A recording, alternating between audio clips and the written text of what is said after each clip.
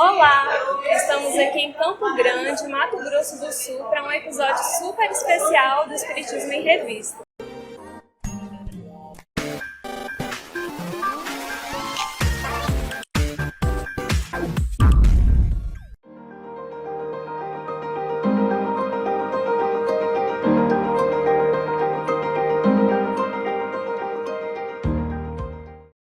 A equipe Espirração adverte. Essa gravação contém ruídos, pois a entrevista foi concedida logo após uma palestra de Haroldo Dutra realizada em Campo Grande. Porém, o conteúdo está excelente. Assista até o final. A gente está aqui com o Haroldo Dutra, um grande amigo, e desde já agradecemos a ele, no meio de tantas atividades que a gente sabe que ele tem, de poder parar aqui esses minutinhos para tirar algumas dúvidas nossas. Essas dúvidas são dúvidas minhas e também dúvidas de vocês, que às vezes mandam mensagens ou nos abordam, e que bom que essas dúvidas têm surgido, porque quando a gente não tem dúvidas, não está mobilizando a gente em nada. Porque a gente não está progredindo, né? Não tem mais dúvida. Exatamente, então eu fico feliz, continue mandando, e aí quando a gente não sabe responder algo, a gente pergunta aos universitários, não é que nem o jogo do milhão. A gente sabe que Haroldo também vai responder dentro da opinião dele, do que ele já estudou, assim como as coisas que a gente apresenta, óbvio que sempre pautado na codificação, mas parte também da nossa própria experiência. Hoje mesmo, o estudo que a gente viu aqui falou um pouco sobre isso. Então, a primeira dúvida é a seguinte: a gente sabe que existem obras básicas, né? E isso, assim, uma semana de casa espírita, a pessoa já fica sabendo do Pentateuco kardeciano, das obras básicas. Só que às vezes a pessoa já está 10 anos na casa espírita e nem sabe que existe a revista espírita. Ou coloca lá na prateleira, fica aquela coisa bonita lá, coleção e tal, e não pega nunca aquilo ali. E uma dúvida que às vezes nos chega é em relação à importância do estudo da revista espírita frente à codificação espírita. Algumas pessoas às vezes perguntam assim: será que o mais importante já não foi codificado, organizado por Kardec? Por que a gente vai, então, estudar a revista espírita? Já que são 12 volumes, 12 anos de publicação. Então, seja por preguiça, né? Cada um aí com seus motivos, mas algumas pessoas têm colocado assim, se é realmente importante estudar ou se a gente fica com as obras básicas e pronto, suficiente. Larissa, assim, nós temos aprendido que tão importante quanto o conteúdo da doutrina é a metodologia de Kardec para construí-la. Por quê? Porque a doutrina é progressiva, ela não é estacionária. Quem disse isso foi o próprio Allan Kardec. Mas ela progride como? Essa é a grande dúvida. Vai vir uma pessoa iluminada e vai encarnar o Espiritismo? Alguém vai vir dizer para a gente: isso é o certo, é isso, é aqui que tem que ir, é para essa direção? Kardec não aceitou esse papel. Porque ele diz que o Espiritismo não está representado em uma pessoa, ele é dos Espíritos e estabelece o critério da universalidade. Então, entender o processo de formação da doutrina espírita, e esse processo está na revista, não tem como entender esse processo sem ler a revista, é garantir a sobrevivência futura do Espiritismo. Então, como que Kardec trabalhava? Ele diz assim na revista Espírita: discutiremos, mas não disputaremos. Então, não há disputa, mas os temas seriam debatidos entre encarnados e entre encarnado e espírito. Os espíritos também seriam chamados para o debate. Então, as questões eram trabalhadas, trazidas, amadurecidas, peneiradas. Quando você já tinha um elemento mais substancial, aí ele trazia os espíritos para o debate, perguntava. Quando aquilo consolidava e ele tinha um princípio, ele trazia o princípio para a codificação. Então, é importante porque a codificação contém princípios. Princípios não são frases, não são regras. São luzes que orientam para sempre. Então, por exemplo, um princípio: Deus existe. Por mais que o Espiritismo progrida, esse princípio ele não vai sair mais. Deus existe. Agora, eu compreendo tudo sobre Deus? Não. Não compreendo. Então, à medida que eu evoluo, eu vou compreendendo mais a natureza de Deus? Sim, está dito no livro dos Espíritos. Então significa que cada vez que o Espiritismo avançar, nós vamos ampliar nossa compreensão de Deus. Mas o princípio está lá, Deus existe. Então, ler a Revista Espírita é se inteirar da maneira como Kardec utilizou para que as ideias amadurecessem. E eu digo, o grande problema do movimento espírita hoje é porque não tem uma revista espírita. Então, as pessoas não podem expressar suas ideias, elas não podem expressar suas divergências, coisas novas não podem ser trazidas, e quando são trazidas, todo mundo já quer o bolo pronto. Ninguém quer se dar o trabalho de mexer os ingredientes, levar para o forno, e isso é a revista espírita. Então, como nós vamos aprender isso se a gente não lê a revista? Então, esse laboratório, a metodologia é de uma riqueza extraordinária. Aprender como Kardec fazia, e não só o que ele escreveu. Isso é muito importante. Uma outra dúvida, que até por conta de uma experiência que a gente já teve, já há alguns anos atrás, em relação àquela frase de que a revista espírita é uma espécie de laboratório de experimentação, que tem muito a ver com isso que você acabou de dizer.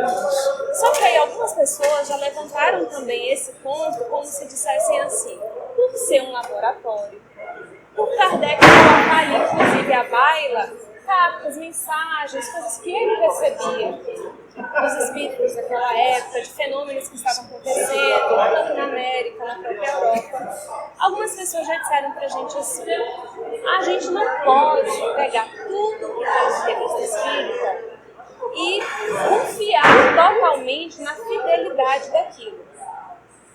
Nós estamos ainda engatinhando, a gente agora está na segunda temporada, 1859. Mas do que a gente já estudou até agora, a gente tem percebido um cuidado de Allan Kardec, do codificador da doutrina espírita, em cada coisa que ele coloca, inclusive no momento em que ele recebe alguma coisa, ele faz questão de deixar claro que ele recebeu aquilo.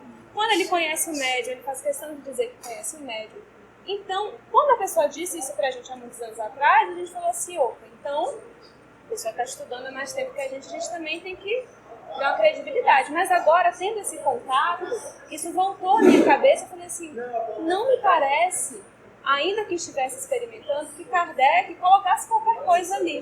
E algo que a gente não pudesse pegar hoje, por exemplo, apresentar para um jovem no estudo. E isso, inclusive, já foi colocado em questão em relação ao texto sobre Júpiter, que a gente até já teve um episódio aqui estudando. E aí eu queria saber o que você diz sobre isso. Pois é, olha só. Nós temos que tomar um cuidado muito grande para não cometermos um erro que foi cometido na Idade Média. Na Idade Média estabeleceu-se o princípio que é sola escritura. Era uma leitura literal e toda a verdade está na Bíblia. E eu tenho percebido uma tendência no movimento espírita que é um fundamentalismo espírita. Então vamos queimar todas as obras, eu só leio as 5 obras da codificação e eu interpreto literalmente. Será que nós vamos repetir esse erro? Então, aqui tem 2 elementos. Primeiro, nós formamos novos espíritas ensinando o processo e não catequizando. Então, quando chega o espírita, eu não digo: olha, leia esses livros aqui, você tem que acreditar e não questione nada, é só isso. Kardec faria isso? Jamais. Jamais. Então, focar apenas nos que já são maduros, que já leram, e não permitir que o que está chegando veja o quadro completo, não me parece que seja uma metodologia nem do ensino médio. Eu tenho um filho que está agora na 6ª série e ele tem laboratório. Então ele vai para o laboratório, mas ele vai experimentar uma coisa que eu já sei o resultado. Mas você sabe, mas ele não. E ele tem que construir a cognição dele, o conhecimento dele, experimentando, fazendo. Então nós não podemos privar, porque a doutrina espírita é da fé raciocinada. Você precisa ir lá e ver, e você construir sua convicção. Kardec diz isso. A convicção espírita é construída através de um estudo sério, sistemático e demorado. Eu tenho que permitir isso às pessoas, senão eu apago a história. Aí eu fico impondo uma fé fundamentalista. Olha, está aqui as 5 obras, você lê, não lê nada, só lê essa ortodoxia e não pode discordar e nem sequer ter dúvida. Isso não é espiritismo. Outra coisa que é importante a gente ter em mente. Tão importante quanto o produto é o processo. Então, o produto, que é o resultado que Kardec chegou, ele chegou graças a um processo. Então, quanto mais espíritas eu educo e treino no processo, mais pessoas lúcidas, mais pessoas preparadas eu terei para os problemas e os desafios futuros. Então a Revista Espírita é a nossa escola de amadurecer no processo, no raciocínio, de como Kardec lidava com a divergência, de como que ele lidava com opiniões tolas e opiniões sábias, com opiniões provisórias. Isso é lição. A postura de Kardec ali é uma escola para todos nós. Porque aí nós vamos deixando que essa grandeza do codificador seja incorporada por nós também. Com isso, nós saímos com uma fé mais robusta, mais lúcida, mas ao mesmo tempo também mais caridosa, mais tolerante. Que são marcas do codificador na Revista Espírita. Eu digo que ao ler a Revista Espírita, é como se você sentasse ao lado do Kardec. Você tem a sensação que está do lado dele. Né? E vendo como que ele lida com tudo. É uma escola extraordinária. Né? Agora essas questões aí, porque Júpiter, porque falou aquilo, eu digo assim, então nós vamos parar de estudar Newton? Porque a teoria da relatividade superou? Não, você vai lá nos livros de ensino médio, está lá, leis de Newton. A gente sabe que a relatividade supera em muitos pontos aquilo, mas você estuda porque até aquilo é um caminho e é válido, aquelas leis são válidas em baixas velocidades. Nós temos que entender isso, né? Porque senão a gente eu fico com medo, da gente ter uma relação com o espiritismo de fast food, que é comida rápida, pronta, eu não preciso pensar, só vou mastigar. Isso é um perigo, porque eu posso criar pessoas fanáticas, intolerantes e ingênuas. Fanáticas, intolerantes e ingênuas. Esse é um perigo. E que talvez, exatamente por esses 3 pontos que você apontou, tenham dificuldade em colocar aquilo, essa coisa rápida que adquiriram, na própria vida. Exato. Que é a grande proposta. Porque já recebeu tudo prontinho, então ela não sabe como é. Né? É como alguém que vai ali e compra pamonha, ele não sabe que tem o milho, como é que faz. Né? Eu lembro de uma criança, a mãe levou a criança numa fazenda, aí viu tirando o leite da vaca. É daí que vem o leite, né? Então, assim, a gente tem que tomar cuidado com isso. Eu acho que esse estudo da Revista Espírita, ele nos ajuda nesse amadurecimento. E é incrível, porque você vê a grandeza do codificador. Como que ele conseguiu administrar tudo aquilo, como que ele chega naquele resultado. É extraordinário. Muito obrigada. Obrigado, Marisa. Obrigada mesmo. Abraço a todos. Fica o convite, vão tirar poeira lá da nossa revista. Aqueles que não têm ou que estão com dificuldade de adquirir, porque a FEB ainda está reeditando, ainda vai sair uma nova, a gente já entrou em contato para saber. Essa é a queixa também, né, Gustavo? Nossa, eu não estou estudando, porque ainda não saiu a nova. Mas no site da FEB tem todas as revistas lá em PDF, acessíveis a todos que queiram. Então, até o próximo episódio. Muito obrigada por nos acompanhar.